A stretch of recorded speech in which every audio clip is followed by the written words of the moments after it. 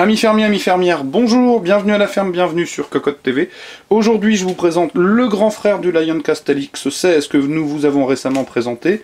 Voici donc le LX18, donc un casque de la marque allemande qui louche du côté de la concurrence, en témoigne le félin, je l'ai déjà dit sur le LX16. Donc le LX16 était résolument entrée de gamme, tant du côté du prix, 29 € que du côté de la restitution qui était beaucoup trop basseuse pour être honnête.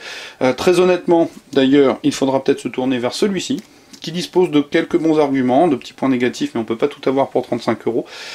Alors, au niveau du bundle, nous avons un fascicule prévu pour le 16 et le 18 qui va nous rappeler qu'il est compatible avec un certain nombre de consoles et qu'on peut le brancher sur une PS3 et une Xbox One.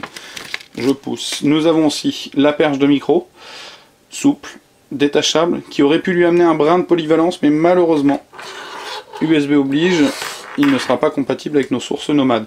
Donc, je le disais, une petite perche de micro souple, avec un rappel rouge, la petite mousse. Et de l'autre côté, le 3,5 mm non plaqué qui viendra s'en ficher dans l'écouteur gauche de ce côté-ci. Le casque en lui-même propose un look qu'on a déjà vu sur d'autres casques, alors avec quelques petites différences évidemment, toujours 2-3 petites choses qui changent. Au niveau de la finition, c'est pas mal du tout pour le prix. En cherchant bien, on va évidemment trouver des petits ajustements un peu imprécis ici, 2-3 petites choses par-ci par-là, mais bon, il faut savoir aussi ne pas être plus royaliste que le roi et accepter le fait que sur de l'entrée de gamme, on peut pas tout avoir. Il faut bien faire quelques sacrifices. Donc, nous avons un arceau large recouvert de sky de qualité sur l'extérieur.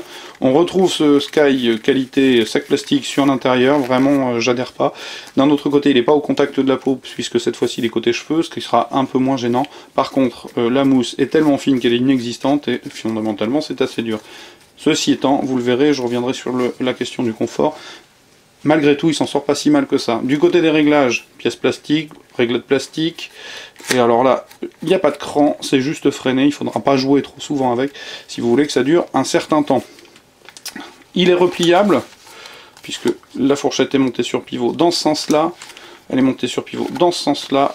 Et les oreillettes ont une liberté angulaire. Il devrait donc pouvoir s'adapter à toutes les formes de tête.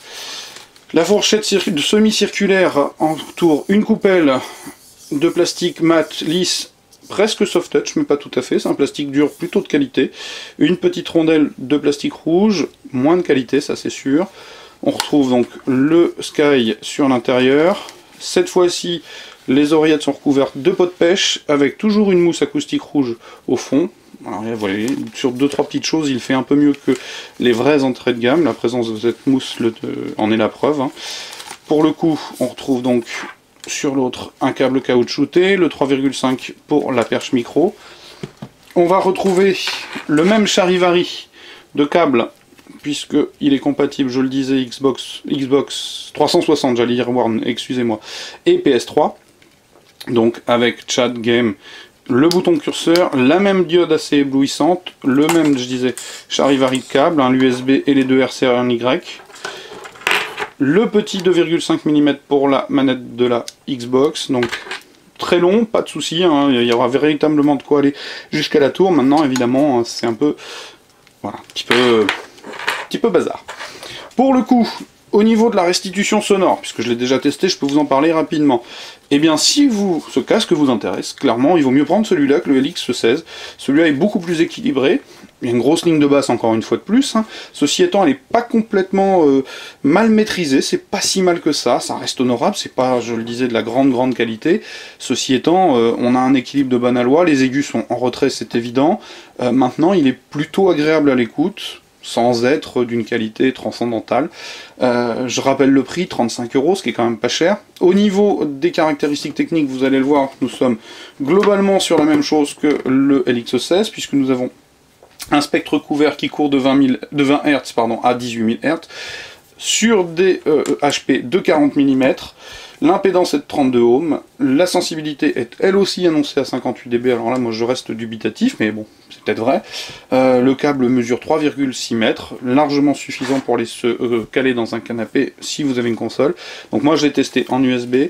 J'ai oublié de préciser que ce soit le LX16 ou le LX18, les deux d'ailleurs sont sensibles au souffle, c'est-à-dire que quand vous le connectez en USB, immédiatement il retransmet un souffle permanent qui disparaît bien évidemment lorsqu'on lance la source sonore. Cela dit, ça perdure quand vous êtes au silence. C'est un peu pénible. D'un autre côté, c'est souvent l'écueil difficilement évité par les casques en connexion USB. Donc sur le LX16, ça ne le rend pas forcément recommandable. Celui-ci, je serais moins catégorique, qui peut être intéressant pour quelqu'un qui n'a pas envie d'y laisser toutes ses économies. Donc le LX18 de Lioncast sur cocoteland.com. Je vous invite à venir lire le test écrit qui paraîtra à la suite de cette vidéo, bien évidemment, et je vous souhaite une très très bonne journée. Au revoir!